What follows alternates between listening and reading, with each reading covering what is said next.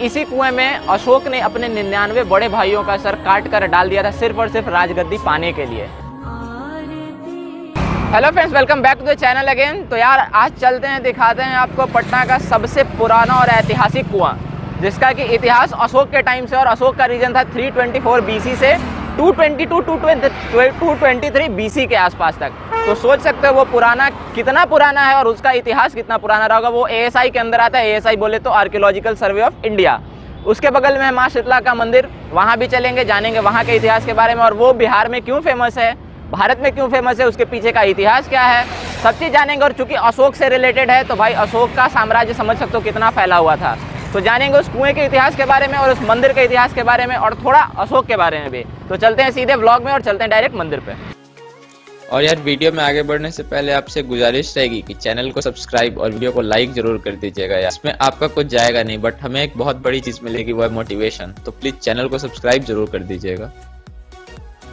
तो यार फाइनली बहुत जाम में घूमते घुमाते हम पहुंचे हैं अगमकुआं शीतला मंदिर। गाड़ी हमने लगा दिया है और यहाँ यार एक चीज़ बड़ा गंदा देखने को मुझे मिला।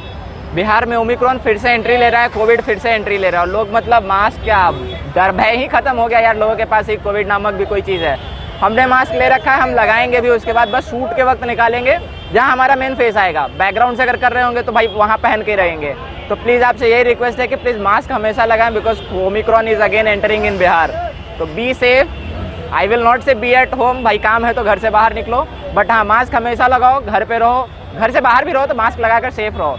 चलते हैं अंदर मंदिर में, देखते हैं वहाँ और बताते हैं आपको वहाँ का इतिहास क्या था, आज क्या है और आज कैसे यहाँ पूजा होती है, ये भी दिखाते हैं आपको।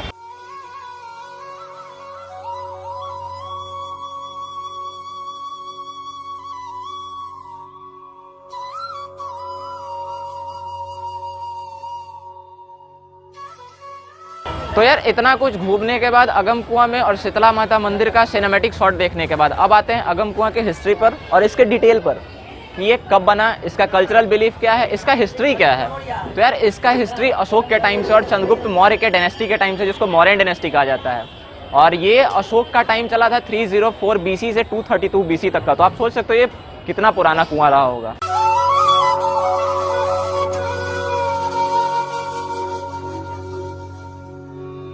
और जैसा कि हमें विकिपीडिया से पता चला है, भाई हमारा भी डेटा वहीं से आता है, तो जैसा हमें वहाँ से पता चला है कि इस कुएं का यूज़ अशोक अपने टाइम पे इसलिए करते थे कि इस कुएं से आग जलाया जाता था, और जब इसमें पानी नहीं रहा हुआ होगा, ऑलमोस्ट सही बात है, तो जब इससे आग जलाया जाता था और इसमें वो अपने मतलब जो भी कैदी कह सकते हो उनको फेंक दिया करते थे। पहले मौत की सजा ऐसे ही होती थी, फांसी तो होती नहीं थी, इसमें फेंक दिया जाए ताकि वो चले जाएं इस दुनिया से बाहर। भाई क्राइम करोगे तो मरोगे ही। और जहाँ तक यार इस कुएं के शेप के बारे में देखा जाए तो ये गोल शेप का है।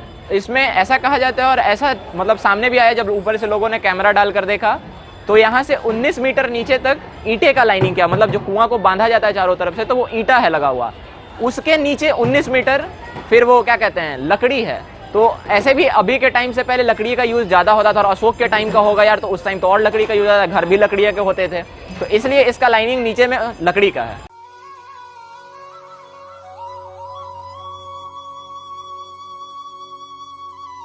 तो यार ये जो कुआं है और अगमकुआं मेनली है, अगमकुआं मेनली एएसआई के अंदर में आता है, और एएसआई बोले तो आर्कियोलॉजिकल सर्वे ऑफ इंडिया।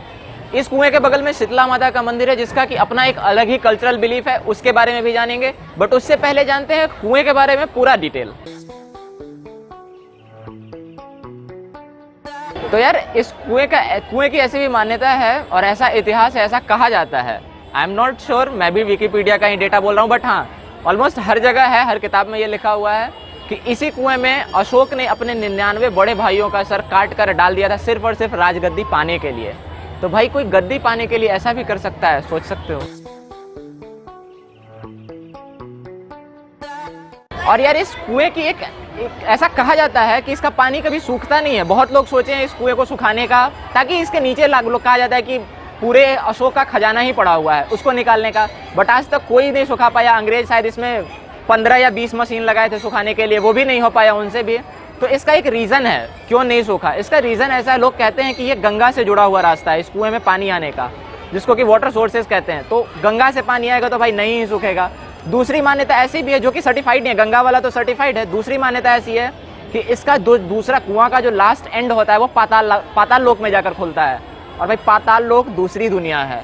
और इसको प्रूफ, मतलब लोग कहते हैं ये प्रूफ इस तरीके से हुआ है कि एक संत हुआ करते थे जिनका नाम कहीं भी अवेलेबल नहीं है, मैं बहुत चेक करना चाहा बट वो मिला नहीं मुझे। तो उन्होंने एक बार एक लकड़ी के टुकड़े को समंदर में फेंका था और वो टुकड़ा यहाँ इस कुएं से निकला था। तो अगर वो पाताल लोक से कनेक्टेड है तभी वहाँ से पाताल में जाएगा और इस कुएं से निकलेगा। तो भाई ऐसी भी मान्यता है, बट ये सर्टिफाइड नहीं है, कहते हैं लोग, ऐसा बहुत जगह लिखा हुआ है, बट ये गंगा वाला चीज़ सर्टिफाइड है। इस कुएं की ऐसी भी मान्यता है और एक इसका पौराणिक इतिहास ये भी है कि यहाँ एक राजा हुआ करते थे जिनका नाम था चांद। उन्होंने एक जैन तीर्थंकर को, चूंकि ये एरिया और यहाँ पे जैन लोग रहा करते थे, उनके तीर्थंकर आते थे, तो एक जैन तीर्थंकर जिनका नाम था सुदर्शन, उस बंदे को उस राजा साहब ने फेंक दिया था। इस मतलब फेंका खुद तो नहीं होगा यार, फेंकवा दिया था। और फेंकने के बाद इंसान क्या होता है, डूब जाता है पानी में। पर उनके साथ ऐसा नहीं हुआ, फेंकने के बाद वो इंसान इस पानी में तैरने लगा और वो भी कमल के फूल पे तैरने लगा जिस पानी में फूल नहीं था। अगर आपको लग रहा होगा ये मैं मजाक में बोल रहा हूँ तो भाई आप गूगल पे जाके इस चीज़ के बारे में चेक करना, आपको जरूर डिटेल मिलेगा और वो सर्टिफाइड डिटेल होगा। तो इस कुएं का एक ऐसी भी मान्यता है जो कि भाई सुनने पर भी बड़ा आश्चर्य लगता है।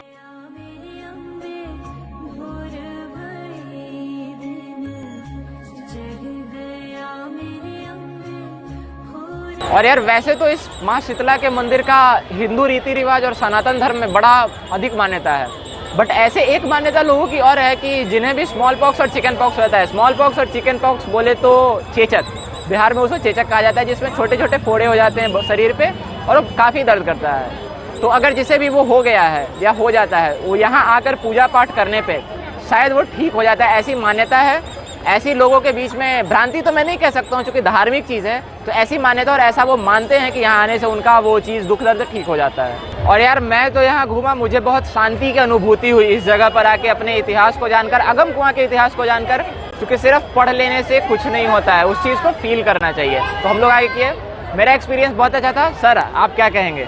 यार पटन देवी के बाद ये दूसरा मंदिर जहाँ पर हम लोगों ने साथ में विजिट किया और हमारे ब्लॉगिंग चैनल पर ये वीडियो आया है, और इसका अनुभव बताना चाहूँगा कि काफ़ी कुछ है ऐसा इमोशनल और अंतरात्मा जो शांति मिलती है। जैसे लास्ट ब्लॉग हमने गंगा आरती का किया था, जैसा मैं बताया था कि अंदर से जो सुकून मिलता है, वही चीज़ यहाँ पर भी है। तो आप लोग आओ यहाँ पर। दो तीन बातें मैं पॉइंट आउट करना चाहूँगा। ये मेरे को कह रहा था भाई बोलो बोल, हम बोल ना तू ही बोल।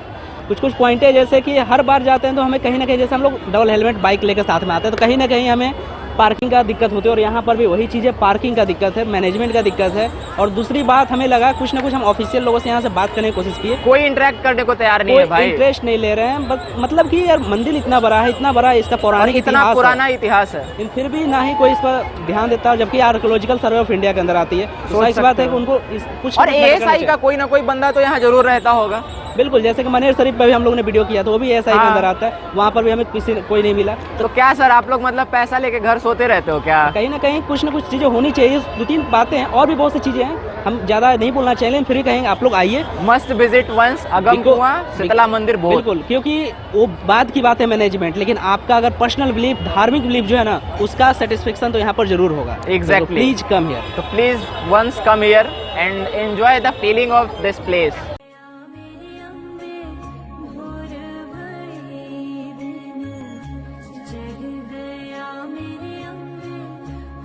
तो भाई ये था हमारा आज का पटना अगम कुआं का ब्लॉग। मुझे तो घूम के बड़ा मस्त लगा, मेरी फीलिंग बहुत अच्छी रही, बट हाँ गलती लोग बहुत गलतियाँ यहाँ भी हैं, प्रशासन की भी हैं, लोगों की भी हैं। सर क्या कहना चाहेंगे आप? यार प्रशासन और लोगों से बात की बात है, लेकिन पहले कहना चाहूँगा कि बिहार में नहीं, भारत में ओमिक्रॉन नया वेरिएंट जो कोविड का दस्तक दे चुका है। बिहार में कोरोना से एक मौत भी हो चुकी है। तो कहीं ना कहीं कोविड को लेकर आप लोग को जागरूक रहना जरूरी है और मास्क लगाना जरूरी है। जैसे कि हम लोग मास्क लेके चलते हैं, लेकिन यहाँ पर आप मंदिर का वीडियो को पूरा रिवाइंड कीजिएगा तो शायद ही लोग मास्क में दिखेंगे, कहीं ना कहीं जागरूक नहीं है। तो सो प्लीज़ हम हम्बल रिक्वेस्ट है हमारे वीडियोज़ के थ्रू कि आप कहीं ना कहीं इस चीज़ को ध्यान दीजिए और अपने सेफ्टी जरूरी है, कहीं ना कहीं मास्क लगाइए और सोशल डिस्टेंसिंग का फॉलो कीजिए। एग्जैक्टली। और गाइस अगर ये वाला वीडियो पसंद आया हो तो लाइक एंड शेयर कर दीजिएगा, और चैनल के सपोर्ट के लिए सब्सक्राइब और बेल आइकॉन प्रेस कर दीजिएगा, और कमेंट करके लिखिएगा कि आपको वीडियो में अच्छा क्या लगा।